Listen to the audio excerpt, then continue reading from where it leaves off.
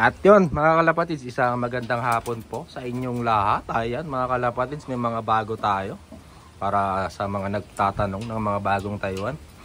Ayan sila mga kalapatids. Ayan, okay din tong ibon na to ha. Parang hen ha. Ayan mga master oh. Oops. Ayan yung mga bago natin. Ayan nasa meron pang ano. Ang ganda ng mata oh.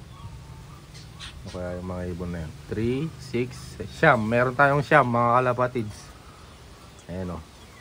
Parang kak yung ano yun na yun black check na yun Ayan sila mga kalapatids. Meron tayong mga pencil. Dalawa. Ito kakto.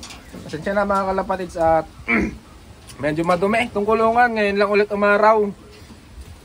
Ayan nagsasama na naman yung panahon. Ayan o. Saglit lang sumilip. Ayan guys. Ngayon lang hindi umulan. So bago tayo mag-start, shoutout nga pala kay Master Ruben Heronimo. Yan Master, shoutout sa iyo, magandang hapon at maraming salamat sa napakaganda mong tanong. Meron tanong si Master dito, sabi niya, good morning po sir, tanong ko lang po, paano niyo po ginagamot yung one eye cold tapos nagbe-breed po kayo sir ng ibon kahit di kompleto ang pakpak or lugon? Yan, yung una muna. Kung ano yung paunang Lunes natin sa one eye cold. Madedetermine mo agad yung ibon kung may one eye cold kasi kalimitan kapag nai-smash yung mga ibon natin sa biyahe, tinatamaan talaga yun ng one eye cold. Sorry mga kalapatids. Excuse me. Hindi pa natatanggal yung ano natin. Trangkaso natin, meron pa rin. So yun nga, matatansya mo na agad kung meron siyang one eye cold kasi yun, kapag umuulan na nabibitawan yung mga ibon natin, doon malimit magkaroon ng one eye cold. Kapag ganon na ano, ramdam nyo na may one eye cold, magano na kayo mga kalapatid, subok mo na to Basra Herbacure. Safe pa tong ibon kahit isabay mo sa ano, sa conditioning mo yung ano Basra Herbacure. Na-experience ko na to mga kalapatids, maraming beses na. Hindi pumapalya yung ibon. Sa tingin ko, pasok pa rin yung ano pasok pa rin yung gamot na binibigay natin na pang-condition. Kasi madaming beses ko na-experience yung ano Basra Herbacure. At okay naman siya mga kalapatids. Tapos sa tubig naman, maglagay na lang kayo mga kalapatids. Pwedeng iluto yung malunggay, tapos yung tawag dito oregano mga kalapatids. Tapos kung ayaw nyo naman ng naluluto, kuha kayo ng ano, ng 2 dahon sa 1 litro. Kahit idurog nyo lang dun sa tubig, idurog nyo lang, ganyan nyo, okay na yun. Ganun lang yung ginagawa ko master. Basta yung Basra Herbacure, tapos yung sa tubig, may ano, may oregano, tapos may ano yung sinabi ko kanina, yung malunggay. Dito naman tayo sa next question ni Master, kung nagbe-breed ba tayo kapag lugon yung mga ibon. Ayan, yung common mistake ng mga newbie, mga kalapatids. Daming nagkakamali dito. Kaya gusto ko ring sagutin na nasa vlog tayo para magka-idea din yung mga newbie na kalapatids natin. Napakalaking error nito mga kalapatids kasi kapag nagbe-breed tayo na ano, nalugod yung ibon, kulang sa calcium, pwede niyang kainin yung mga itlog niya mga kalapatids. Napaka-crucial nito. Tapos kapag nasanay na yung ibon na kinakain niya yung ano, yung itlog, magiging habit na yan mga kalapatids. So dapat ang gawin nyo, kapag naglulugon na yung ibon, i-condition nyo na muna. Kasi kapag naglulugon yung ibon, matik yan, ano yung katawan. Hindi pa ganun 100% kasi yung sustansya ng ano, kinakain nila napupunta dun sa feathers nila, sa pagpapalaki ng feathers. So dyan tayo naglalagay ng multivitamins mga kalapatids. Tapos yung calcium, basic na yan mga kalapatids sa conditioning. Nag-aano lagi yan sa pula sa puti. Yan yung tawag ng karamihan, sa pula sa puti, yung multivitamins tapos calcium. 2 to 3 times pwede yan mga kalapatids, yung multivitamins sa calcium. 2 to 3 times per week. Pwede yan habang nagpapaano kayo ng mga ibon, nagpapakondisyon, napalaki nyo yung katawan. Tapos, para safe mga kalapatids, kapag okay na yung ibon, maganda na katawan, tapos na maglugon, magbigay pa rin kayo ng grits kapag nagpapakain kayo. Kunyari nagpakain kayo ng naglagay na kayo ng patoka doon sa kainan nila. 2 takal na patoka. Lagyan niyo ng isang kutsara na isang takal na na grits. Ihalo niyo na lang doon sa pakainan nila. So sana nasagot ko ng maayos, master. Dako naman tayo dito sa mga available natin. Ayan, napaka-crucial nun mga kalapatids, yung wag muna kayong mag-breed kapag naglulugon yung mga ibon. Kasi kapag nakulangan yan sa calcium, kakainin niya yung mga itlog niya. Tapos magiging habit na yon. Kapag na palagpas nyo na hindi napakain yung ibon, matik na yan, kakainin niya yung itlog. Dun siya kumukuha ng yung instinct niya na kumain ng itlog, nandun na. Mahirap na yan na tanggalin sa kanya. Magiging reject na mga kalapatids yung maganda sanang breeder. So tara, dito na tayo mga kalapatids sa mga available. Unahin muna natin tong cock. Ayan siya guys, tignan nyo na. Checkered. Ayan siya. Ayan. Nalinis na checkered mga kalapatids. Ayan, unahin muna natin to. Saan kaya natin pwede ilagay? Pwede naman yata dito. Hindi naman siguro makakaalis. Nalimutan ko yung training box. Saan kaya? Doon na lang sa kabila. Ayan muna yung kukunin natin. Unang ibon natin, malaking ibon to. Big size. Big size guys. Checkered. Yan. Yung mata niya. Walang araw kasi mga kalapatids eh. Yan. Big size tong ibon na to ha. Malaking ibon. Yung katawan niya guys ha. Katawan niya. Yan. Tapos ang wing stump. Yan. Tanggalan na. Daming tatak guys. Tapos dito sa kabila. Yan. Dito sa pinakaloob. Yan. Kabila. Yan. Ang singsing niya mga kalapatids ay meron siyang meron siyang sticker. Yan, meron siyang sticker. Hindi na natin tatanggalin. Yan, big size cock. Ito siya guys. Yan yung unang available natin. Big size cock. Next naman natin. Ito meron tayong reject dito. Merong parang pato. Ayun siya, cock guys. Tingnan muna natin. Yan checkered. Parang pato, pero hindi ito hindi ito recently lang guys. Na-breed ito na ganito talaga. Pinalipad to na ganito. Tignan nyo yung paa niya. Kasi kapag recently lang sana, hindi pa ito magaling eh. Yan, tignan nyo. Yan parang pato. So ito ay special sale na lang natin. Ayan meron siyang kuko. Ayan so, ibig sabihin hindi ito recently lang kasi hindi pa sana ito hindi pa sana ito magaling. So nilipad ito mga kalapatids na ganito talaga yung sitwasyon ng ibon.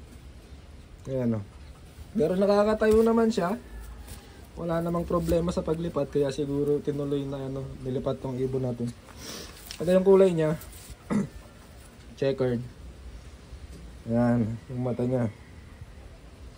Parang kak siya mga kalapatids. Ayan malaki ulo. Ayan Ito ay special sale na lang natin. Yung kulay niya. Tapos magandang katawan. Maganda ng katawan nito. Tignan natin. Ayan. Ang katawan niya. Ayan. Siksik na mga kalapatids. Ang wing stump niya, ayan. Ayan, tapos may kulay blue. Kabila. Pula, ayan. Nalugunan na din mga kalapatids. Ayan. So ang singsing nito ay sealed. Ayan. Pero buksan na lang natin. Materials yung mga kalapatids natin eh.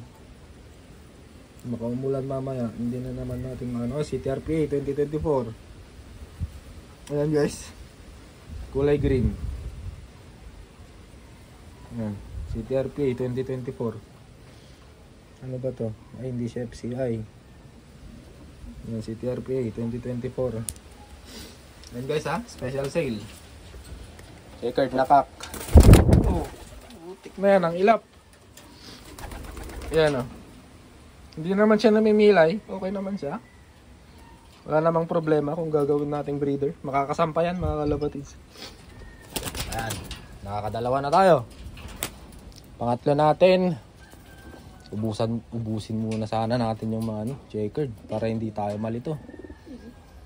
Kakadalawa na tayo. Ito munang checkered na to. Babae. Ito siya mga kalapatids. Yung checkered na yan. Malilito tayo. Dito ka muna, Pilay. Dito ka muna. Sana hindi ka makatakas, boy. Diyan ka muna. Ayan siya mga kalapatids. Hindi naman siya namimilay. Makakasampa yan. Lalaki to, namamarako. Lalaki. Next natin. Ito muna, si Black Check. Ayan guys.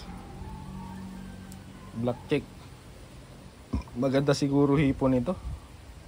Ayan yung forma nyo. Maganda yung tayuan niya eh. Next natin si Black Check. Big size ulit tong ibon na to. Malaki. Malaking ibon. Malaking ibon siya guys. Nakala ko nakawala na si Pilay. Si Pato. Yan guys Itong Black Check na to. Yan yung mata niya. Yan. Yan. May kalakihan tong ibon na to. Big size. Tapos ang wing stump niya. Yan pula. Wala na kasi. Lugon na kasi guys Yan dito na yung lugon niya. Yan. Meron pang mga pula-pula. Konti. Lapit na ding mabura. Ito na yung mga bagong feathers niya. Kabila. Yan pula ulit. Yan. Ulitin natin yung mata. Hindi yata na ipakita ng maayos kanina. Yan siya mga kalapatids. Nakalakihan tong ibon na to. Malaki. Ito yung katawan niya. Hindi pa 100%. Pero may laman na siya. Nasa 85. Malaki tong ibon na to. Ang singsing niya ay ito siya. Benzing 2024. Ayan guys Benzing 2024. Yan yung patlong ibon natin. Kakulit. May kalakihan siya mga kalapatids. Ayan yung postura niya. Ayan malaking ibon. Malakas kumain. Next natin itong blue bar muna. Blue bar muna. Malaki kalakihan din tong ibon na to. Excuse me guys. Malaking ibon. Big size ulit. Hindi sila nagkakalayo dun sa kanina. Dito. Sa Black Check na yan. Malaking ibon to. Hindi siya guys yung wing stump niya. Ayan yung wing stump niya. Kulay blue. Ay kulay green. Kabila. Ayan, kulay green ulit. Madami siyang bilog-bilog. Ayan, ang daming bilog-bilog. Meron siyang dalawa dito. Dito, tad ng bilog-bilog. Ayan, dami ng bilog-bilog dito. Tapos mga kalahati lang yung mga bilog-bilog niya. Meron pang tatlo dito, kalahati ulit. Ayan. Ito, dinidikit naman sa papel, ganyan. Ganyan. Tapos ini-stampingan. Yung kalahati nito nandun sa papel. Naiiwan. Tapos kapag dumadating na yung ibon, inaano lang yung papel dito. Para may pangontradaya. Dapat magtugma yun. Kaya kalahati lang yung tatak niya. Yan, ito yung mata niya mga kalapatids. Laking ibon nito, big size. Mas maganda na katawan nito kaysa dun sa isa. Ito mga nasa 90 na to. Kunting-kunti na lang. Magpapantay na guys. Malaking ibon. Ang sarap ihipon nito. Laki. Yan katawan niya. Ang sing-sing nito, ayan siya. Meron siyang combination ulit ng numbers and letters. Ayan yung numbers niya, 16. Tapos yung letters niya, ayan, kalahati na lang, mga kalapatids. Putol. Ayan yung available natin. Nakakaapat na tayo mga kalapatids. Ayan sila, malaking ibon to. Next natin, pencil. Babae to mga kalapatids. Medium size. Ayan, may kidlat. Ito yung mata niya. May kidlat siya. Ayan yung mata niya. Pencil, babae guys ha. Yung katawan niya, konti na lang din. Ayan katawan niya. Ayan. Pwede nang ibiyahe itong mga ganito. Ang wing stamp, yan kulay green. Kabila, yan kulay red. Ang sing-sing nito ay hindi na natin bubuksan. Madaliin na natin, mukhang uulan na naman mga kalapatids. Nakakalima na tayo ha. Ayan yung checkered lalaki talaga to, si Pilay. Ay hindi, si Pato pala. Ayan hindi naman siya Pilay mga kalapatids. Territorial tong ibon na to ha. Maangas. Pwede itong paamuhin kapag ganito mga kalapatids. Yan. Next natin, ito muna. Ito okay na ahen ito. Maganda ito. Yan guys Yan. So tara at kunin na natin ang ilap.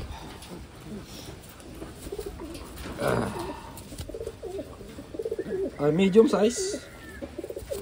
Medium size na hen. Papunta na siya sa big size. Yan guys pero para sa akin medium ito. Yan. So, hindi mag-focus ang camera natin.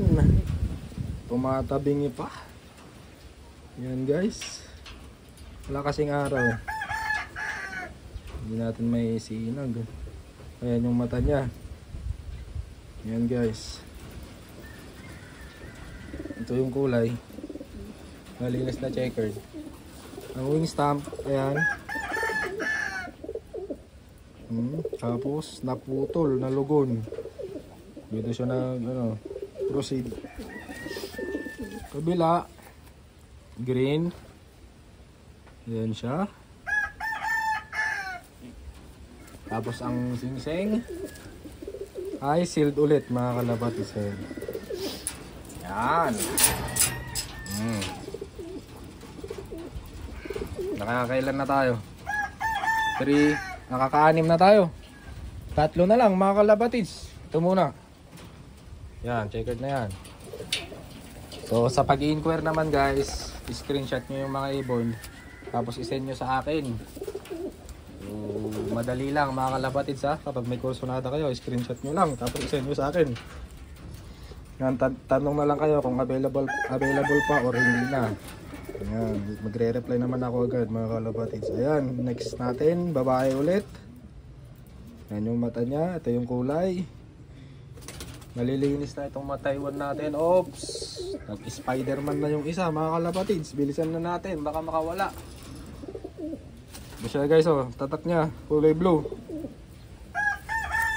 Kabila, madami siyang tatak ah.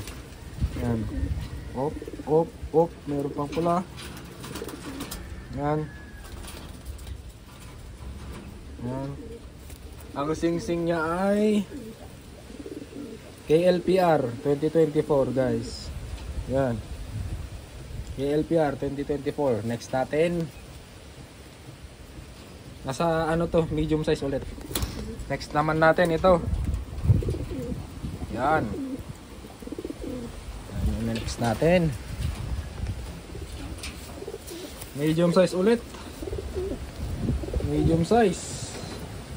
Lalaki ito mga kalapatids. Medium to big. Gusto yung mata niya. Ayan, yung mata niya. Ayan o. Lalaki. Ayan. Tapos ito yung kulay. Medium to big ito mga kalapatids. Ayan o, kulay blue ulit. Ayan, hanggang dulo. Kulay blue. Kabila, meron siyang isa. Meron dalawa na magkatabi na kulay blue. Tapos ang katawan niya medium to big. Ganda ng hipo nito mga kalapatids. Kapag napa 100% nyo, malaki talaga. Ayan, sa pagkawak pa lang malaking ibon na. Ayan. Ayan guys. Ayan. So ang pang last natin, patayin muna natin. Ayan. Lalaki, medium to big. Ang last natin, itong pencil na to. Oh, pencil, babae. Babae, nasa medium size. Ito yung kulay niya mga kalapatids. Ito yung mata niya. Purple eye ito mga kalapatids. Purple eye ito. Ayan o. Kasi natin may sinag sa araw eh. Ayan, purple eye. Ito yung kulay niya. Ayan. Pencil. Pencil na pencil. Ayan yung wing stamp niya. Ayan. Mas meron pa siya dito sa loob. Ayan o. Yun o. Kabila. Meron siyang dalawa na bilog. Ayan o. Pula. Tapos blue. Tapos may green dito. Mga kalapatids. Tapos ang sing-sing niya, children. Yan. Maganda ulit ang hipo nito. Ikalakihan tong ibon na to. So ayan guys, yung mga available natin. Meron tayong ayan. Meron tayong tatlo. Ayan, tignan nyo na mga kalapatids kung kursunado nyo. Babae yan. Ayan o. Babae. Kak. Tapos kak. Tapos meron tayong wala, nakawala yata yung isa. Pero wala namang pumagaspas mga kalapatids eh. Meron tayong 3, 6. Meron tayong siyam mga kalapatids na bagong available. So hanggang dito na lang muna guys. Ayan sila. Bye bye. Masyado nang mahaba yung video natin, 24 minutes. Ayan guys.